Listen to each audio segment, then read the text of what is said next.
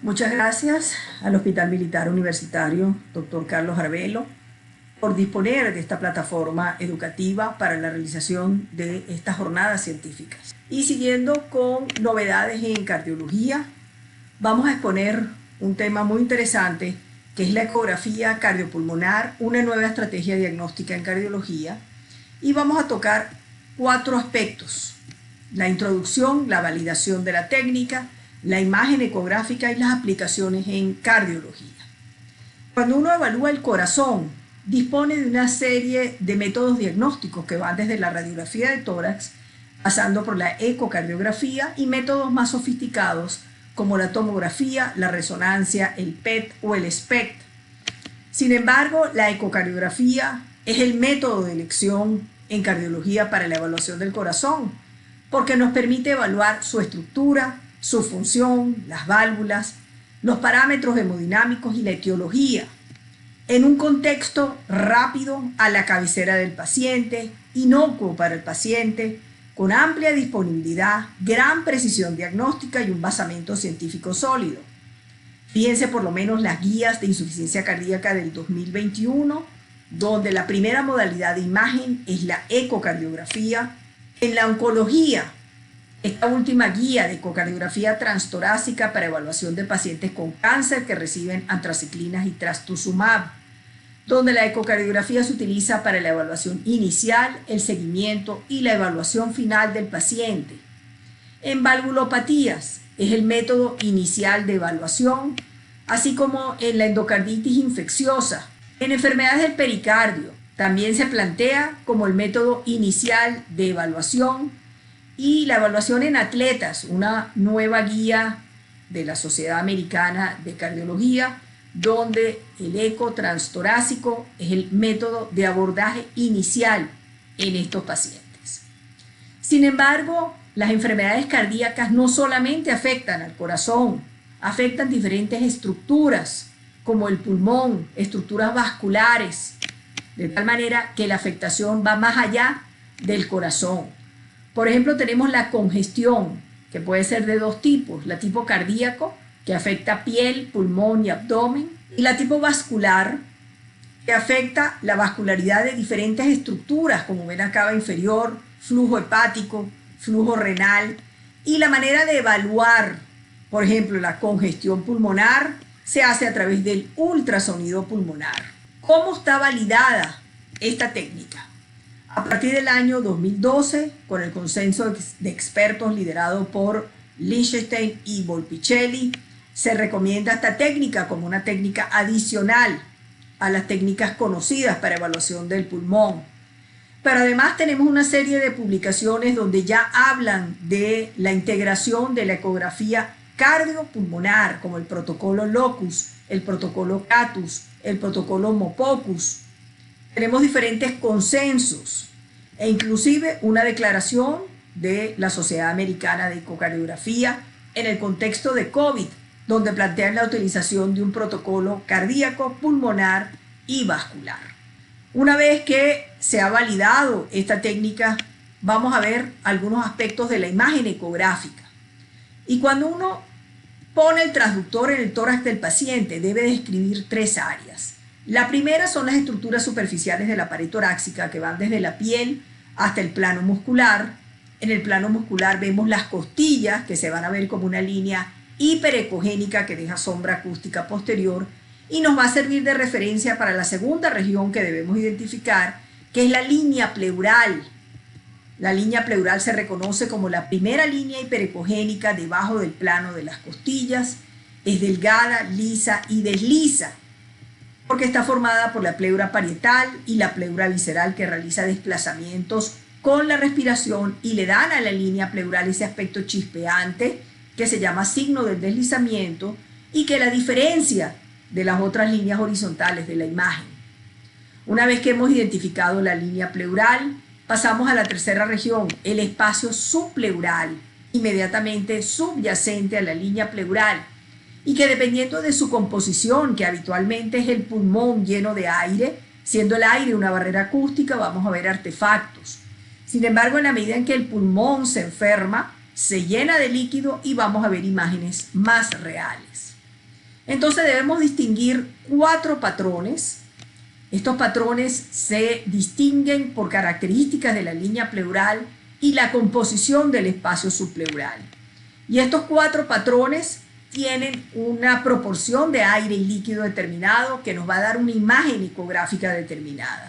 En aquellas en las cuales predomina el aire, veremos artefactos. En aquellas en las cuales predomina el líquido, veremos imágenes reales. Primer patrón que debemos reconocer, patrón de pulmón aireado seco, caracterizado ecográficamente por la presencia de deslizamiento pleural y un artefacto denominado líneas A. Aquí tenemos 99% de aire en el espacio subpleural, de tal manera que cuando insonamos la pared torácica y las ondas ultrasónicas interactúan con 99% de aire en el espacio subpleural, se reflejan en su totalidad, rebotan entre el transductor y la línea pleural y eso genera un artefacto denominado líneas A. Estas líneas A son paralelas a la línea pleural, se desvanecen o atenúan en la profundidad y son equidistantes al espacio que hay entre la piel y la línea pleural. Segundo patrón que debemos reconocer, patrón intersticial o de pulmón húmedo. Predomina el aire y por lo tanto vamos a ver un artefacto conocido como las líneas B, pero tiene un poquito más de líquido que el anterior. El líquido que se acumula en el espacio intersticial, de tal manera que la onda ultrasónica interactúa con la línea pleural, penetra más allá de la línea pleural hasta el líquido que está en el espacio intersticial rodeado del aire alveolar y eso genera una serie de reflexiones que determinan este segundo artefacto denominado líneas B y tiene 7 características. Son líneas verticales hiperecoicas, se inician en la línea pleural, se extienden hasta el final de la pantalla dando aspecto de rayos láser, se mueven con el deslizamiento y esta es la representación gráfica. Hasta un número de 2 es normal. Pero para hablar del patrón de síndrome intersticial o patrón de pulmón húmedo necesitamos 3 características. 3 o más líneas B en un espacio intercostal, en un plano longitudinal, y este es un término acuñado por Lichtenstein. Tercer patrón que debemos reconocer, el patrón de consolidación. Aquí vamos a ver imágenes más reales porque predomina el líquido, con un signo ecográfico que es el signo del tejido. En esta área llena de líquido, la onda ultrasónica se transmite a través del líquido y nos da una información real de lo que está pasando en el parénquima pulmonar, conocido como el signo del tejido. Cuando veamos el signo del tejido, estamos en presencia de un patrón de consolidación. Y el patrón de consolidación ecográfico representa una serie de patologías pleuropulmonares como la neumonía, la telectasia, el infarto, que se van a diferenciar por las características de este signo del tejido, sus elementos internos, su borde, su forma, su vascularidad y su comportamiento con la respiración. Cuarto patrón, patrón de derrame pleural, en el cual hay 100% de líquido. Aquí vamos a utilizar como referencia el hígado, el vaso, la línea hiperecogénica que lo rodea es el diafragma y todo lo que se encuentre del lado derecho del diafragma corresponde al tórax. Vemos entonces un área anecoica que corresponde al patrón de derrame pleural y también debemos ver el pulmón subyacente. Entonces, estos son los 4 patrones que debemos reconocer, cada uno con sus signos ecográficos. ¿Cuál es la aplicación de la ecografía pulmonar en cardiología? Y la doctora Gargani, hace más de 10 años, señaló 4 áreas en las cuales era útil la ecografía pulmonar. La evaluación del líquido pulmonar extravascular, en el diagnóstico diferencial de disnea, en la evaluación de la insuficiencia cardíaca y en la evaluación del síndrome coronario agudo. Y esto lo podemos tipificar en 4 situaciones clínicas. Todas se van a caracterizar por tener en común el síndrome intersticial tipificado por las líneas B.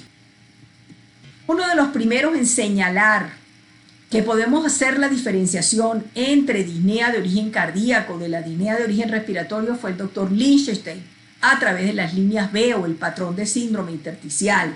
Si encontramos líneas B, decimos que se trata de una disnea de origen cardíaco. 10 años después, Lichtenstein desarrolla su protocolo Blue, donde a partir de la ecografía pulmonar llegamos al diagnóstico etiológico de los pacientes en insuficiencia respiratoria con una asertividad de 90%. Y hoy por hoy podemos decir que el abordaje de la disnea se hace con el eco pulmonar, recomendación de varias sociedades internacionales. Insuficiencia cardíaca, otra de las grandes aplicaciones de la ecografía pulmonar en cardiología. El paciente insuficiente es un paciente predominantemente congestivo. La congestión pulmonar es un fenotipo de los pacientes en insuficiencia cardíaca. Y la congestión pulmonar es la principal causa de hospitalización. Puede presentarse en los pacientes en forma asintomática, que es lo que se llama la congestión subclínica. Puede presentarse incluso al alta del paciente, es la congestión residual. En cualquiera de sus modalidades se asocia con un aumento de la mortalidad y de los reingresos. De hecho, el pronóstico de la insuficiencia cardíaca depende más de la congestión que de la fracción de eyección. Y la ecografía pulmonar es una técnica sensible para su detección. Entonces, en insuficiencia cardíaca hay varias situaciones clínicas que debemos reconocer. Si hay congestión pulmonar, que es un marcador de insuficiencia cardíaca aguda, si hay derrame pleural, que es un marcador de insuficiencia cardíaca aguda y crónica, si hay causas de descompensación que se presentan en un 75% de los pacientes, o si hay otras causas de disnea. Y esto lo podemos hacer a través de diferentes patrones ecográficos.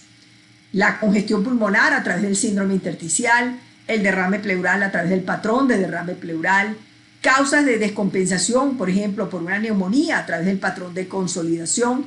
Y si vemos un patrón de pulmón aireado seco, definitivamente descartamos que este paciente tenga congestión pulmonar y planteamos otras causas de disnea. Pero en cardiología, la ecografía pulmonar también actualmente forma parte de procedimientos como el eco de estrés. ¿Qué dicen los consensos de insuficiencia cardíaca? Aquí tenemos consensos que van desde 2017 al 2020. Este último señala que se requiere para la evaluación de los pacientes de insuficiencia cardíaca ecocardiografía y ecografía pulmonar. De igual manera, el consenso del 2021 también señala que la ecografía pulmonar se puede usar en la admisión, en el seguimiento y en el prealta del paciente. Y todos en conjunto señalan que el abordaje debe ser cardiopulmonar porque mejora el diagnóstico, mejora el seguimiento y tiene valor pronóstico. En síndrome coronario agudo, la doctora Gargani también fue una de las primeras en realizar un trabajo donde demostró que habían 3 predictores independientes de mortalidad en síndrome coronario agudo, que eran la fracción de eyección y el TAPSE, que son parámetros ecocardiográficos, y los cometas pulmonares, que es como se llamaban las líneas B hace más de 10 años, que es un parámetro que se distingue por ecografía pulmonar. Y hace un año, el grupo del doctor Araujo demuestran que el ultrasonido pulmonar es un predictor de mortalidad en síndrome coronario agudo con elevación del ST. De tal manera que la ecografía pulmonar nos permite hacer diagnóstico de edema pulmonar clínico y subclínico y además tiene valor pronóstico. Los pacientes que tengan líneas B en el contexto de un síndrome coronario agudo son pacientes de alto riesgo. En enfermedad renal crónica, la presencia de líneas B es frecuente, inclusive asintomático, pero ya sea asintomático, sintomático, la congestión pulmonar se asocia con aumento de la morbimortalidad y el eco pulmonar es una técnica sensible para su detección. Además, las líneas B se modifican con la diálisis y eso nos permite optimizar los parámetros dialíticos. Y en el periodo interdiálisis, la presencia de líneas B son factor pronóstico para eventos cardiovasculares y mortalidad. De tal manera que el eco pulmonar en enfermedad renal crónica nos permite hacer el diagnóstico de congestión pulmonar, optimiza los parámetros dialíticos y tiene valor pronóstico. El mensaje final es que se debe hacer ecografía integrada cardiopulmonar en prácticamente todos los pacientes que acuden al laboratorio de ecocardiografía y esto ya dejó de ser una opción para el cardiólogo para convertirse en una obligación. Termino con una frase del doctor Lichtenstein dirigida a los cardiólogos, donde dice que si tienes el equipo prendido, tienes el transductor en el tórax, agrega unos cuantos centímetros y una nueva ventana se te abrirá. Muchas gracias.